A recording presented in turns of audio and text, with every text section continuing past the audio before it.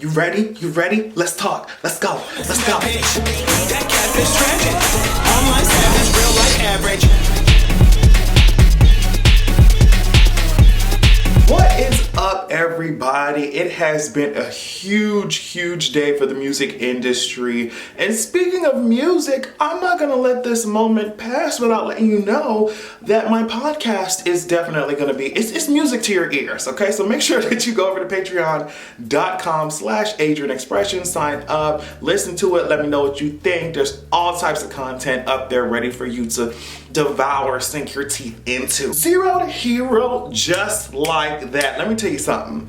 There's news, okay, that they're gonna be remaking Hercules, the Disney movie, girls. I think, interestingly enough, that the Russo brothers are going to be the ones kind of taking charge of this whole remake. There are rumors that Disney is going to try and aim for a theatrical release, but of course Disney Plus is still an option. It's in the early stages of development. Now, let's just move on to the important thing, the main thing that matters. Who do y'all want to be the muses? Who do y'all want?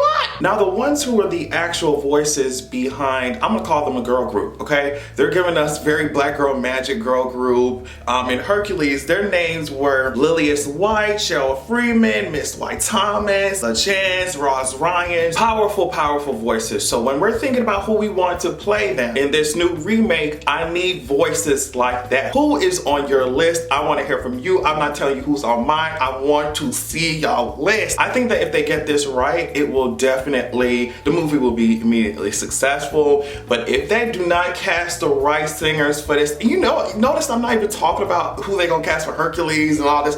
If they do not cast the right singers for this movie, girl, y'all gonna be out of luck. So I hope y'all are doing your research, your due diligence, Miss Russo brothers. Get it right. Now, of course, I had to share this. Anderson Cooper, he got on the air yesterday, I think it was, to tell us that he is officially a father. Look at the little baby. Look at the baby. So the kid's name is Wyatt Morgan Cooper, right? And this is what Anderson had to say about the name. He is named after my father, who died when I was 10. I hope I can be as good a dad as he was. My son's middle name is Morgan. It's my family name on my mom's side. Anderson looked extremely happy. Looked like he was about to cry while talking about it. He said he wished his mom, dad, and everybody else could be there to see it, but they're not. Although he said their love lives within him. He talked about the fact that they used a surrogate, and he was very grateful for her and all other surrogates who help families who cannot have children themselves. He talked about the fact that, when he was a young gay kid, he did not even think that this could be possible, that he could have a family. So seeing him be so emotional about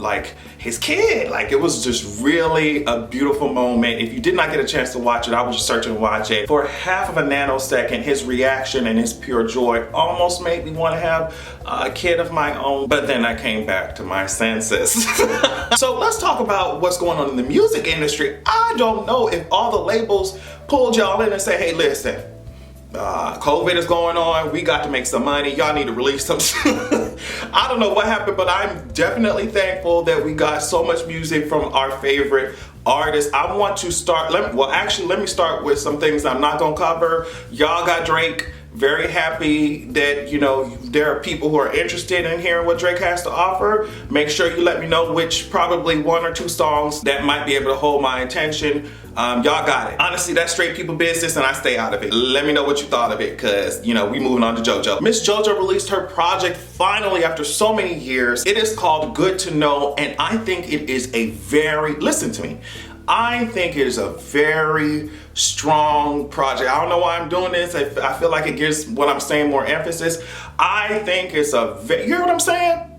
I think it's a very strong project, okay? I will admit though that I went into it thinking okay, I would hear, I don't know if I want to it's not even meant to be an insult or anything. It is just more, I think I was primed going into it thinking I would hear more radio friendly music. Almost like the cookie cutter type shit, but it is very, like the whole project almost sounds like a smooth ride, like you riding a wave of the project. Light a blunt, think about your ex, debate yourself on whether you want to go back to him or find a new man. It's given that very much like sit and think type of shit. And I feel like now that I'm getting a little bit older, I can appreciate projects that have a concept or that have a specific sound and it tells a story almost. And of course we can all appreciate them cookie cutter radio hits, but it seems like JoJo had something to say and she definitely did. So the songwriting on this project is everything. The way that the vocals are layered are everything.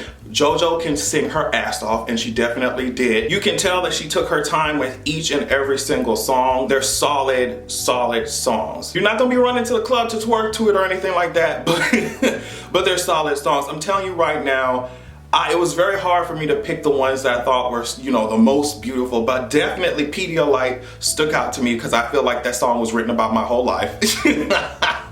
Come Back is nasty. And I love the fact that JoJo's like, you know what, I'm a grown ass woman. I'm going to sing about the thing that I need, the peens that I need, okay? I think Small Things and Lonely Hearts, it's just beautiful, beautifully written, beautifully sung, beautifully arranged. I was just like, JoJo, you're not about to get me emotional. We're already suffering through quarantine and, you know, sis, like we going through enough, JoJo. Are you really gonna choke us out emotionally? I mean, Miss Rona already preventing us from breathing. I feel like even if the album is not what people expect, they can still respect the vision that she had for it and the fact that she executed it and is so musically talented. Love the fact that JoJo is like in her bag. Speaking of somebody else who's in her bag, Brandy came out with a song Baby Mama, and I think that it is so clever. If you haven't heard the song, hopefully you have. I know definitely the title made me really interested in what she was going to be singing on it. I was like, Baby Mama, like, what are you talking about? But we all know that Brandy, when she got pregnant, she had to pretend that she was married for the public so they wouldn't dog her out with their antiquated sexist views and stuff. We already know that whole story. So now she's kind of like reclaiming the word, if that makes any sense. You know what I mean? Or the words, baby mama. This is a hook. Baby mama, I ain't with that drama, not that baby mama. Ain't dependent on ya, I'm a baby mama. Whole world looking at me, single mama. This song ain't just for me, it's for every mama, every day I breathe. This for my little mama. I'm every woman and a baby mama. So y'all know that this negative kind of like, I don't know if it's like a stereotype or caricature. It's like the baby mama drama. She always is. And so she's kind of taking all of that and taking all the attacks used against her and turning it around, making a beautiful song out of it. Of course, it featured Chance the Rapper. Y'all can tell me what he said, you know, but yeah, I connect with these artists when they have a vision in their head or when they take a concept and flip it, or they take something that was used against them and turn it into encouragement or empowerment.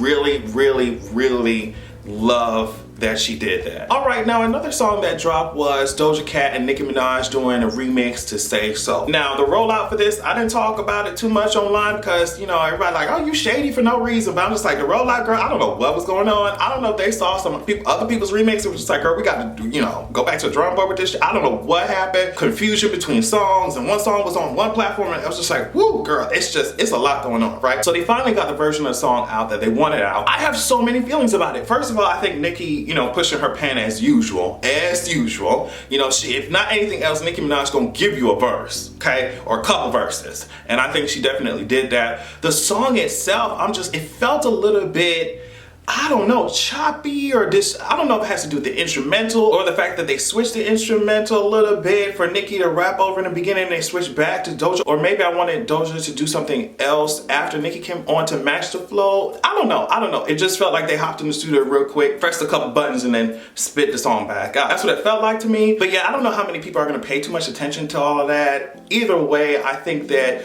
Nicki delivered, except for one line, which I think is so annoying. But I think that Nicki delivered on the verse. Some of the lines I liked, I'll just list them. Ain't talking medicine, but I made them morphine. You know, that play on morphine and morphines. The play on net and gross, I thought was cute. The ball like Ramsey and Gordon line, just a wordsmith. Now we're gonna move on to the controversial lines. She said, why you talking about who body fake with all the fillers in your face? You just full of hate. That real ass ain't keep your nigga at home. Now you looking silly. That's word to silicone. I thought...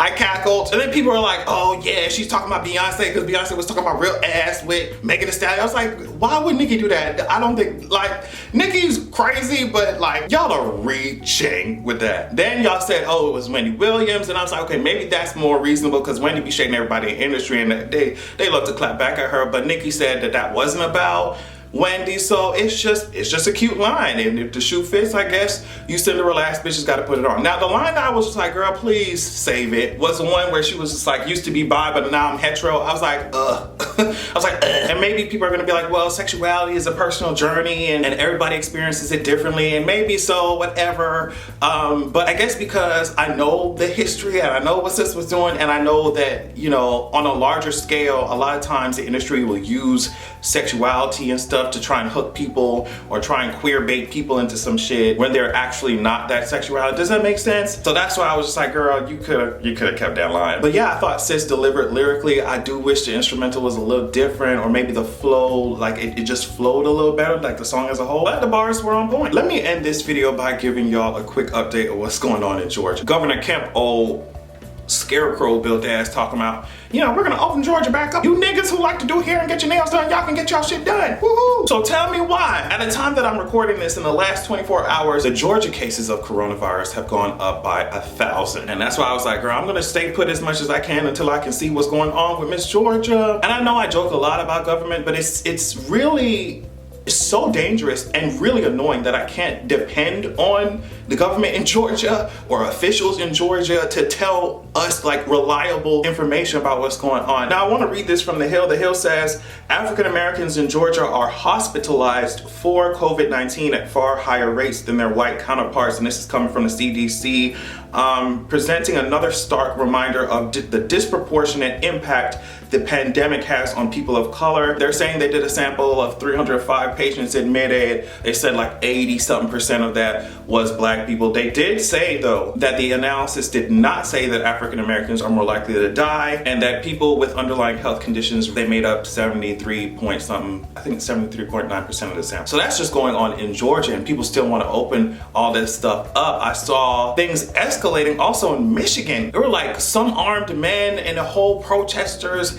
inside the state capitol building in Michigan protesting what Governor Gretchen Whitmer put in place, her shelter-in-place orders. Vox said while not all the protesters were armed, there were some armed men in the crowd inside. Michigan is an open carry state, and people are allowed to open carry inside the state capitol.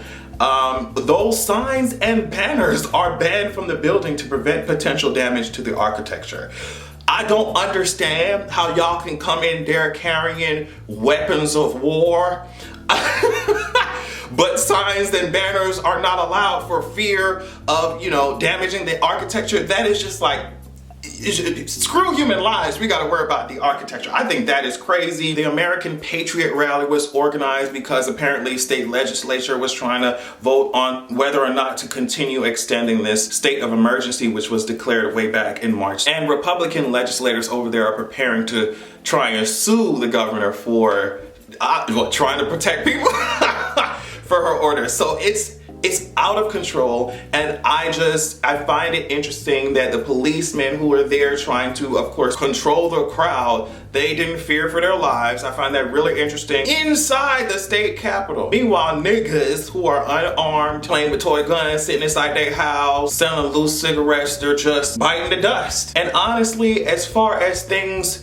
getting worse, what do you think is the next logical step if people are coming inside of the state capitol with their guns? Listen to me, get me off the planet. And on that note, make sure that you guys are going to patreon.com/AdrianExpression. Thank you so much for watching. I love you all so much. Make sure you have a good ass weekend. Protect yourselves, stay safe, and make sure you have a good goddamn evening.